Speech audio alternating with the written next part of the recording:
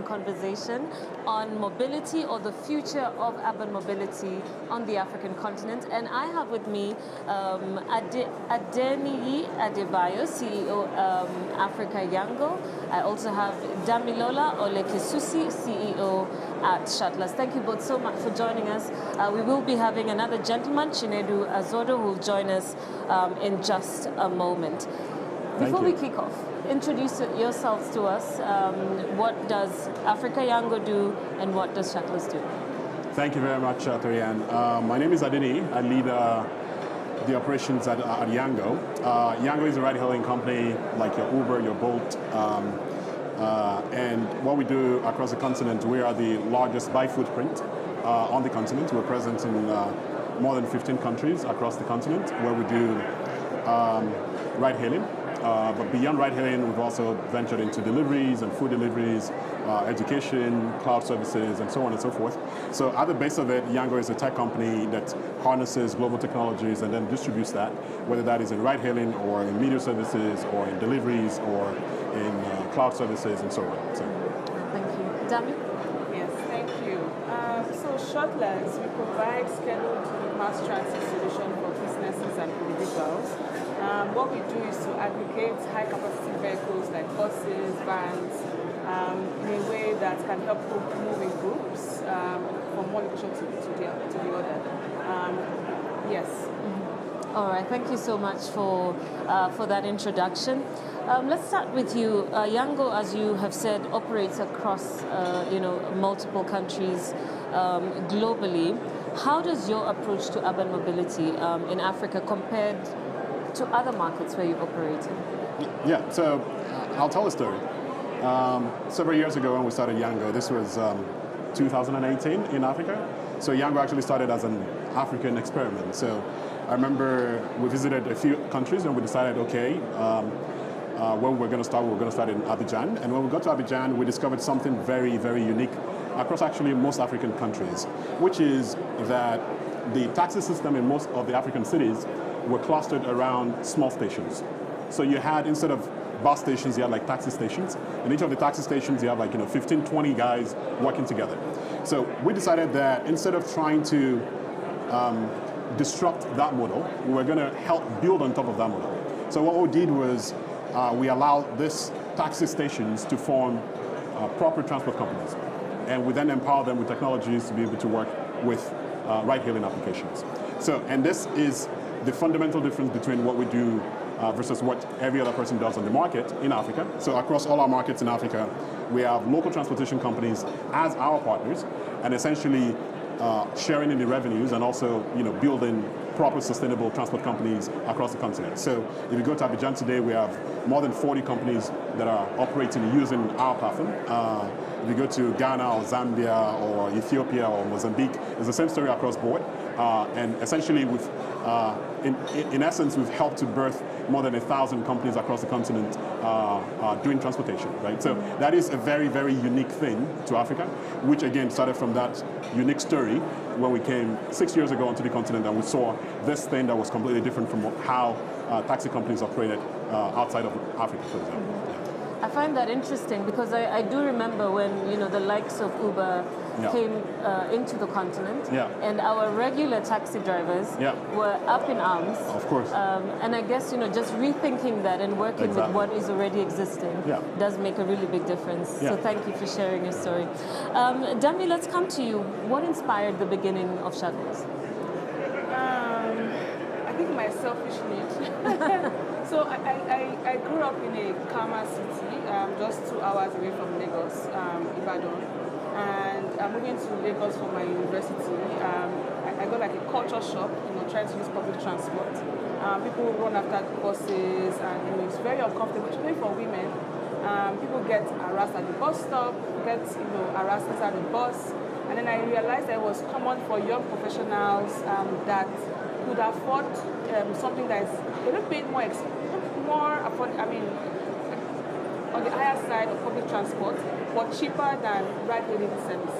So we wanted something that we could, move move together in groups that is safer, more comfortable, efficient, and that there was nothing that could solve that problem, because public transport, was not affordable. It was affordable, but was not comfortable. Then you have the ride-hailing, services that was, comfortable but was not affordable.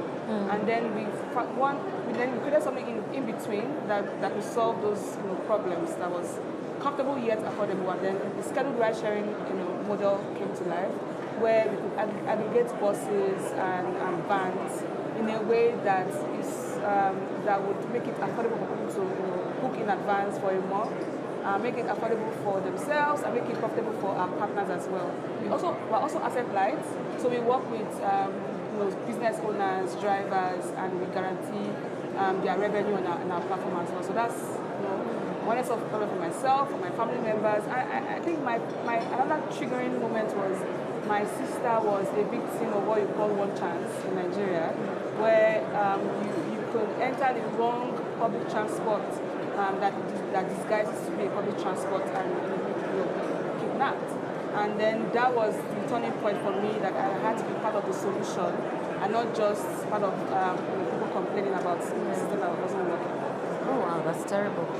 Tell us though, you've spoken about affordability, and I'm curious about the potential that the continent holds from the perception of, ride-hailing apps in markets such as ours are not just expensive, they're a little bit more, quite expensive for the regular Kenyan, where I come from, so to speak. So I'm curious about, can technology be used to drive affordability, and what are the opportunities within that space? Let's start. Yeah, thank you very much. I think that's a very good question. If you start to think at the very basis of what people do in cities, and you remove the fact that they go to work, they have food at home, and so on and so forth, transportation is a very huge chunk of their expenses on a monthly basis. It doesn't matter whether this is a high-income earner or a low-income earner. Part of this is because most of the transactions that happen in most African cities are still very physical. Right? So you got to go somewhere to do something. Either you're going to work or you're going to solve a problem or whatever. You have to move. And because of that, it is important to understand that you have to have different options for people to be able to move around. And the cheaper, the better, obviously. And technology here is a very big part of the solution for several reasons. Number one, if you have the right dispatching technologies, you can reduce the dead mileage that drivers actually accumulate by trying to go around and trying to find a rider. And so, because a driver is going around to find a rider, essentially he's going to charge you more, because it's not only charging you for taking you from point A to point B, it's charging you for all the times that he's been walking around trying to find you in the first place, right? So if you can reduce that dead mileage where drivers are actually not doing any productive work to be able to get a passenger, then you can reduce the price of the ride. So that's one thing that technology helps with. So for example, on our platform, 90% of the time, the driver is actually driving to a passenger or with a passenger. So dead mileage is very, very, very little. So that allows you to be able to reduce the price. That's number one. Number two is understanding that with technology, what you also get is on the level of reducing the cost for the driver. Right? So what is the cost for him? Right? So it is fuel cost, it is maintenance cost, it is cost for data and all of that. And there are like different ways for you to be able to do that. Right? So one of that is obviously that EVs is a part of the solution. So you have electric vehicles. In Angola, for example, we have a fleet of 2,000 electric vehicles in the city. And with electric vehicles, you have less moving parts, less maintenance, no fuel. Completely changes the entire economics for the driver, right? So that completely changes the story. And then the other part of that is, if I can get a driver to do not one trip every hour, but 2 trips every hour, or 3 trips every hour, I can allow him to be able to earn per hour the same amount of money that he's going to earn if he sort of has this long distance trip or something like that. So allowing drivers to be able to do shorter trips and have the flexibility to be able to have more trips every hour, you can allow yourself to be able to go down on the prices.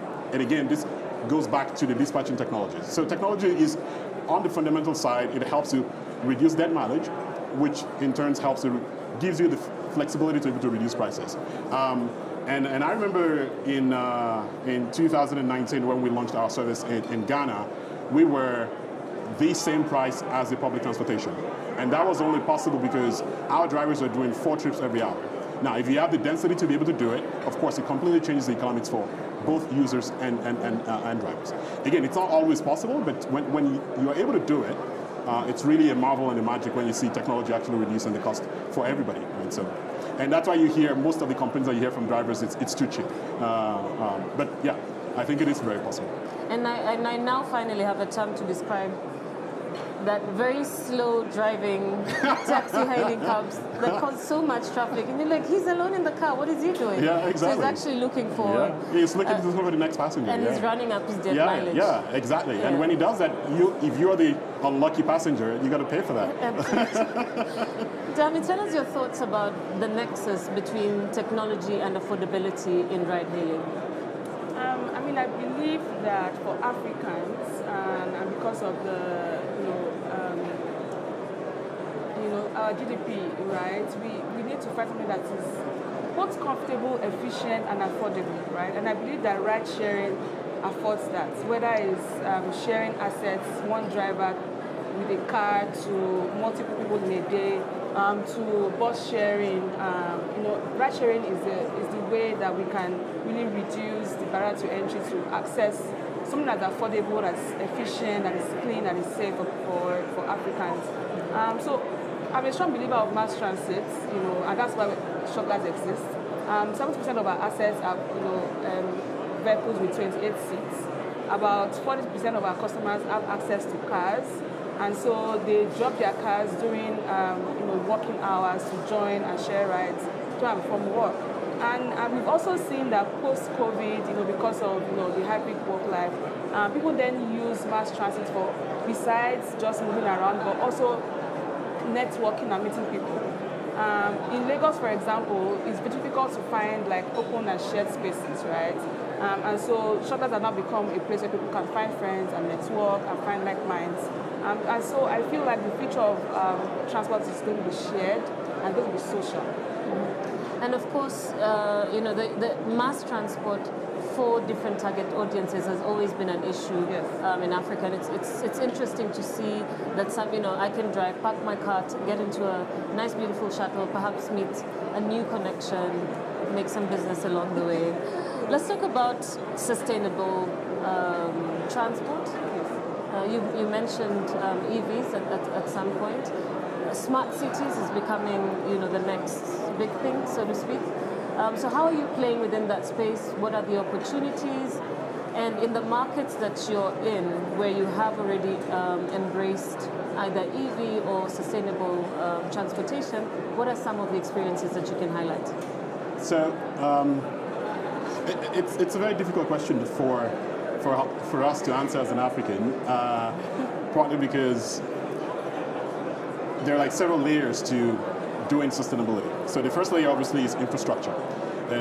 Do we have the infrastructure to be able to bring in these vehicles, if that is EVs, for example, or to do certain things like battery technologies and so on.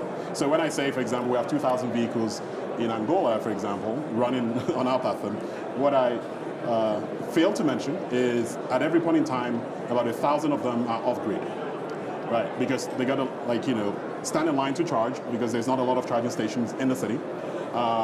And so there is an important role to play for people who are building infrastructure for this. And that's why, our last panelist, who I hope will get to us, they're playing in infrastructure space, which is we need to be able to have infrastructure and investment in infrastructure to be able to accommodate the other layers, right? So again, myself and Dami, we are asset-light companies. We're not buying cars, right? So we can facilitate the utilization of the cars. We can facilitate that you get a reasonable payback period on your investment, but we're not going to find $500 million to set up the infrastructure in the city. And that's why I think infrastructure funding is very important. And the work that people like Max are doing, very important work. Because without that work, the other layer would not be possible. So I think at a very foundational level, there has to be a conversation around the infrastructure for sustainability. Now, beyond infrastructure for sustainability, then you have what we are doing and what we've been able to do. So one of the things that we've managed to be able to do is help our partner companies to be able to access funding for purchasing these vehicles, right? So for example, we support them with either letters of guarantee or corporate guarantees and all of that, and help them to be able to access financing to be able to bring in the cars. Now, when they bring in the cars, we provide them with software to be able to run the cars, right? So there's a fleet management software that we provide to our partners, and with the fleet management software, they can track everything. They can track usage, mileage, they can shut down the car if they need to, and they can reduce accident rates, incident rates. We have lots of hardware we've also built for them because of this, so they can monitor, for example, driver drowsiness in the car, if it's sleepy and this is going to cause a trouble and so on and so forth. So we've invested on the other layer beyond infrastructure, which is allowing fleet managers and fleet companies to be able to use software to be able to get more efficiency out of the fleets that they have. And that efficiency obviously translates into a reduction in carbon emissions and so on and so forth. Then the other thing I wanted to mention is every ride-hailing car that you put on the road, I mean, we did a study a couple of years ago, actually takes away roughly about 20 to 30 cars, private cars. So if you sort of put one ride-hailing car, because he's doing 2 trips every hour, doing roughly 20 trips every day, you've taken out roughly about 20 people who could have just sat in their cars and driven. Right? So if you sort of look at that ratio, it's not a very terrible leverage. So basically you're taking 20 cars away to bring in 1 car. So that's why I believe, again, ride-hailing as a solution as itself, it's already a very sustainable story. And it's completely different from what you have with just private cars on the road. All right. Dami, your thoughts? And I'm told Chinedu is here, so we will be expecting him in a moment. Do tell us your thoughts about sustainability, smart cities, and the role that Shuttlers is playing within that space. Yes, I totally agree with Adebayo. Already, the model is already designed to be sustainable, right? Whether it's ride sharing or mass transit systems like ours, right? Another thing that we do is that we also optimize our routes such that for public transport, rather than we take maybe 2 or 3 vehicles, 2 or 3 buses, it will take only 1 bus. And then the quality of buses as well also reduces the emission that is being emitted in the environment. So already we've been doing this as a company, but we also don't invest in buying assets, right? We can only facilitate bus partners or fleet managers. But we see that, for example, Nigeria, the government is very interested in transitioning from petrol gas vehicles to CNG gas vehicles. The government is really interested in that. I think they're rolling out some about 800 buses, 5,000 tricycles that would use CNG gas fuel, because in countries that have gas in surplus can easily convert from using petrol-based to CNG gas-based. So that's what we're seeing. But in terms of EV, that infrastructure needs to be set in place first, because like a country like Nigeria, we don't even have 24 hours light yet. Then how do we then power these vehicles for long distances and for high capacity vehicles? For 2-wheelers, 3-wheelers, it's easy because you can do some kind of battery swap. But for high capacity vehicles that we use, it will be a little bit tricky, and we think that there's still a number of years to go to lay the foundation for the infrastructure before EV would be ready for high capacity vehicles like ours. Let's talk about your participation at the Africa CEO Forum, and I'm just curious about, what's in it for you? What conversations are you looking forward to? Are there policy issues that you're hoping to raise in the different conversations that you will be having? There's also the conversation of a unified Africa under the AFCFTA, which should open up businesses to the continent as one market. Is that attractive for you? And what are you looking forward to within that space? Excellent question. Thank you very much. So this is my second participation at the Africa CEO Forum, and typically we come here with 3 big goals. One is obviously to meet other players on the continent who are building and to share stories of building, because again, it gets very lonely when you're building, right? So finding like minds and understanding their struggles and sharing stories and trading war stories, I think it's an important part of the sport and gets you going, right? So that's an important thing. Two is we constantly talk and have conversations with policy regulators across all the different markets that we're present. Again, today we're present in roughly 16, 17 African markets. It's not always very possible to travel to all the different markets and meet each of the different regulators. And here it's a very good opportunity for us to be able to share stories of what we're doing in one country with the other countries and to see how we can bridge the gaps in terms of our understanding of what needs to happen and what the government and the regulators want to happen. So that's the second reason why we're here. And the third reason is very, very recently we've been focused a lot more on helping our partners to be able to scale their operations. So we've been talking to fintech partners, to financing partners, and trying to help link up this entire value chain, where basically, again, at the end of the day, if you go to, for example, our market in Côte d'Ivoire, there is no car on the platform that is older than 3 years. And that is essentially because of the support of all the partners that are financing and helping our partners to be able to buy vehicles, right? So we want to be able to keep those conversations going. So constantly looking for partners to be able to do that with. So those are the three reasons why we're here. Thank you. So this is my first time. So I came with an open mind, first to learn and just listen to what are people talking about, what's the common conversation among African CEO and leaders. That's the first thing. Second thing is to connect with people, and then to really, find entrances into other markets as well, because we also plan to expand to other African markets, and then to just make friends. Wow, I like that. Chinedu, you're welcome.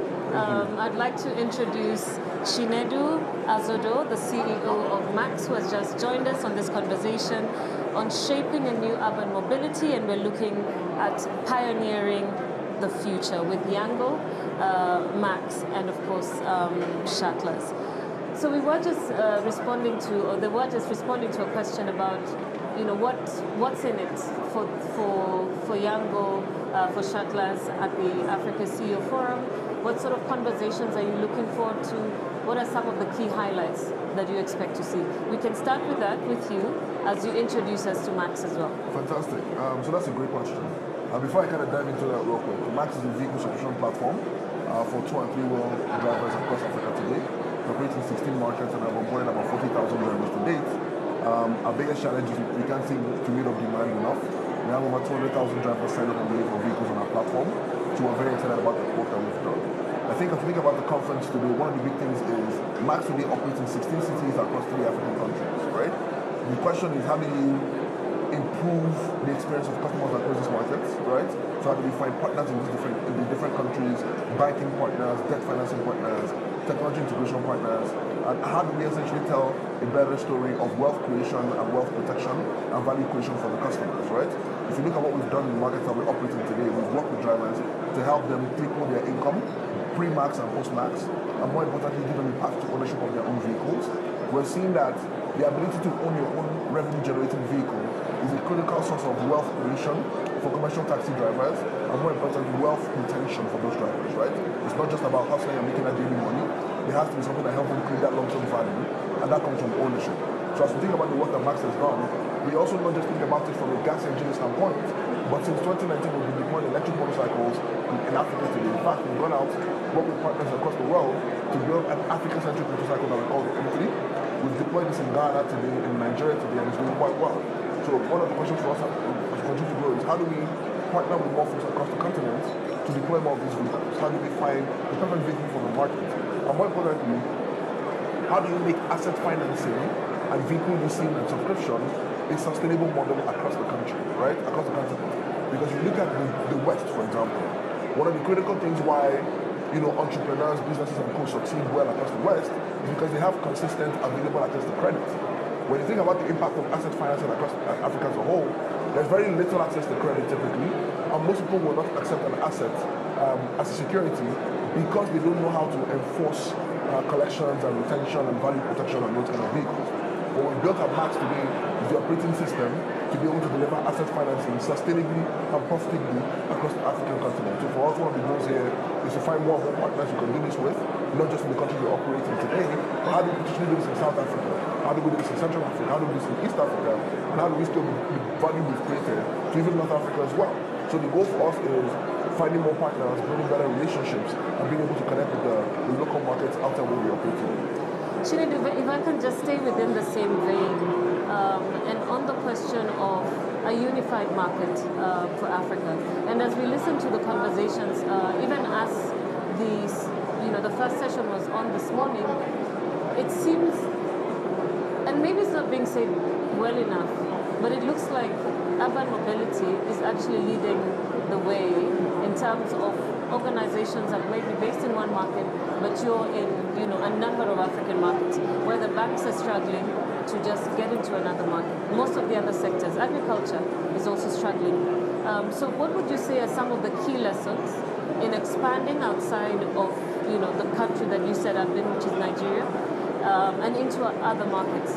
So what are the success points and what are the biggest challenges? That's a fantastic question. I think one of the key things that has been helpful to us is leveraging technology to drive our operations, right? You learn that each market is different. The problem that they deal with is slightly different market to market. And so as we think about going into new markets, one of the assessments we're studying and doing is, in this market, how do we operate, right? What does that look like? What metrics do we care about, right? Do we have the partners that allow us to solve for the problems we want to be able to solve for? How do we leverage technology to do these things? Because as a scaling business, you cannot keep hiring as you scale. So a lot of what happens is, how do you then automate your operations so that you can then plug in different players into the market you're operating to help you succeed? So a key thing for us is, the key parts to scaling in multiple markets is technology is critical to doing that, right? Partnerships is critical to doing that. And essentially we built a framework and a playbook that allows us to look at market opportunities, look at business opportunities, and say, is this the right space for us to go into, or is it a different kind of space? We've learned that the time for experimentation for a business like ours is not now, right? Right now is the time for scaling up, is the time for partnership, is the time for building and continue to grow, right? So that's the focus for us right now. And we find that is the important way that allows you to enter markets and solve problems. Otherwise, you cannot go into every market and you over-adapt versus finding the right sweet spot and then going in there. All right, so I'm told I've got a minute and a half. So in a minute and a half, for the three of you, a very quick word of your takeout or what you're looking forward to in the next 2 days. There is a lot of energy on the continent. There is a lot of entrepreneur energy, and even though this is a former CEO forum and there's a lot of scoots around, but you can still see the energy. You can see Max here with a conqueror jacket here. And I really wish that we can channel all of these energies to solve the pressing problems, right? So which is basically we need to expand wealth for more people across the continent. We need to think more structurally about infrastructure. We need to be able to scale without a lot of friction the solutions that already work in certain markets, right? So I think, again, in all of this, it's going to take a little bit of coming together and trying to figure out what are the stakeholder interests and how do we cater for all of those stakeholder needs. And I think a forum like this is a very good spot to do that. So. All right, very quickly, Dami. Yes, just like you said, I hope that beyond the conversation and networking, that actions are also being taken, right? I was just coming from a session on funding for women. I hope that beyond the conversations, there's actually money flowing around, and there's actually business being done with each other. All right, thank you. Chinedu? For me, it's exciting. This is my first time in Rwanda as a country, right? And I've heard a lot of great things. So as I think, for me, the next 2 days is really focused on where are the opportunities, right? How do we build potential partnerships? So, you kind of have a list of, I must talk to this person, talk to that person, talk to this person. And the goal really is not the conversation. It's what potentially that conversation then leads to, right? You get an opportunity to do a partnership, an opportunity to do business together. And really that's the goal. I believe that the only way we can transform the story of Africa is by coming together and solving problems ourselves, right? And so the goal for me the next 2 days is to find folks who can collaborate with and solve problems on the continent. All right, ladies and gentlemen, thank you so much for making time to speak with us. Thank you. We will be taking a short break and we'll be back with more later. Catch us here on Africa CEO Forum Web TV.